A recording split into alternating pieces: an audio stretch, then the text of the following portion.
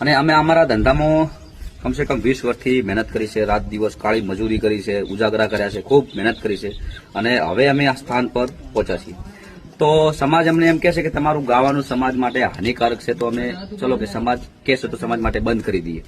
તો સમાજને અમારી એક અપીલ છે કે અમારો રોજગાર, અમારો ધંધો, અમારા પાછળ 300-400 જણાના ઘર ચાલે એમનું કોઈક વિચારો, અમારું વિચારો, અમારા જે લોનો છે, અમારા ધંધા છે, અમારા ખાવા માટે અમારો કોઈ બિઝનેસ નહીં, કોઈ ધંધો નહીં, અમારે કોઈ જમીન બમીન નહીં, તો અમારો ખાવા માટે કેવી રીતે પૂરું કરવું. અને બીજી વાત કે સમાજ એક તો બંધારણ કેમ બે? અમારે અહીંયા 2 બંધારણ થયા છે. કેવી રીતે 2 બંધારણ? શું કહો? અમારે સમાજના આગેવાન જે અમારે 42 ગોળ છે એમની અંદર અમારે નવગણજી ઠાકોર આગેવાન છે, બહુ મોટા આગેવાન, એ ચંદનજી, એમના બધા સાથે મળીને કમસે કમ 5,000-10,000 વ્યક્તિની સાક્ષીમાં સદારામ બાપાની સોગંદ ખાઈને બધું બનાવ્યું છે એમને વડું. ત્યાં એ કઈ બંધારણ